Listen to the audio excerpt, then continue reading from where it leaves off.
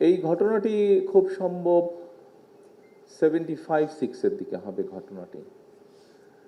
স্বাভাবিক, সকলের বাসাতেই বাসার বিভিন্ন কাজে সহযোগিতা করার জন্য মানুষজন থাকে। আমাদের বাসায়ও মানুষজন ছিল বাসার কাজে, হাউসকিপিং সহ বিভিন্ন কাজে সহযোগিতা করার জন্য। তখন বয়স কম, স্বাভাবিকভাবেই এই বয়সে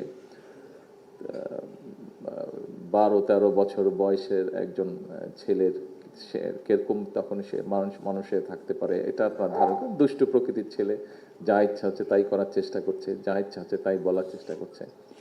এবং স্বাধীনতার পরপর এখন যেরকম আনফর্চুনেটলি দেখা যায় যে সোশ্যাল মিডিয়াতে বুলিং হয়, তো স্বাধীনতার পরপর আমরা তখন ছোট, বিভিন্ন পাকিস্তানের মাত্র গিয়েছি, পাকিস্তানি অনেক বেশ কিছু শব্দ যেগুলো দিয়ে মানুষকে বুলিং করা যায়, এরকম শব্দগুলো আমরাও শিখেছি তখন স্কুল থেকে, এরকম শব্দ।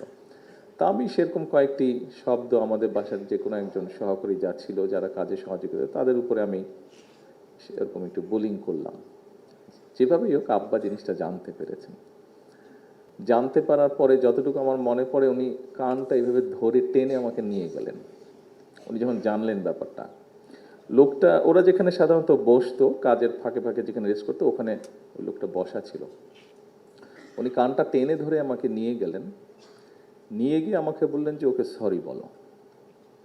উনি আমাকে বাধ্য করলেন ওকে সরি বলার জন্য। যাই হোক, তখন মারের ভয়ে যেভাবেই হোক, শাসনের ভয়ে আমি তো সরিই বলেছি।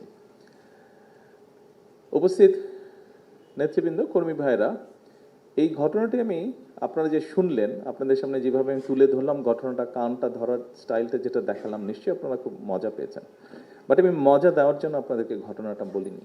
আমি ঘটনাটা আপনাদের সামনে উল্লেখ করেছি বাংলাদেশের প্রথম ইমিউনিটি বুস্টার সমৃদ্ধ ফ্যান্টাস্টিক হ্যাপি এনার্জি বিস্কিট। এটি আমাদের সামাজিক বা পারিবারিক শিক্ষার একটি বিষয় আছে এখানে।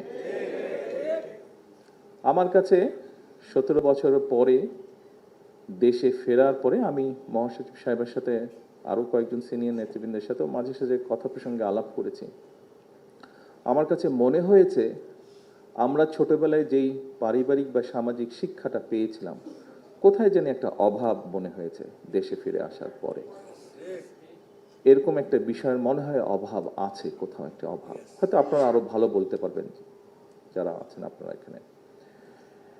এরপরে আমি মনে করি যে এই বিষয়টিতে বোধহয় আমাদের নজর দেওয়া উচিত।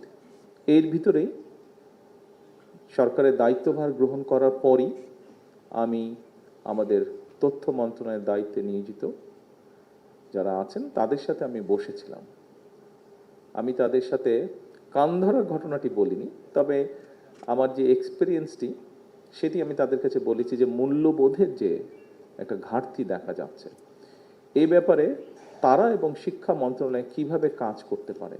অর্থাৎ আমাদের সমাজের সামাজিক মূল্যবোধ, আমাদের সমাজ ব্যবস্থায় পারিবারিক যে মূল্যবোধ, একই সাথে আমাদের ধর্মীয় মূল্যবোধ, অনেকগুলো ছোট ছোট বিষয়, মুরব্বীদেরকে শ্রদ্ধা করা, অসহায়কে সহযোগিতা করা, মানুষের সাথে বিনয়ীভাবে কথা বলা, এই যে এরকম আরও যেগুলো মূল্যবোধ আছে, এই বিষয়গুলো কিভাবে আবার শিশুদের মধ্যে, আগামী ভবিষ্যৎ প্রজন্ম যারা, তাদের মধ্যে আবার কিভাবে জিনিসগুলো নিয়ে যাওয়া যায়, আবার কিভাবে তাদের মধ্যে জিনিসগুলো দেওয়া যায়, এই বিষয়ে আমি আলোচনা করেছিলাম।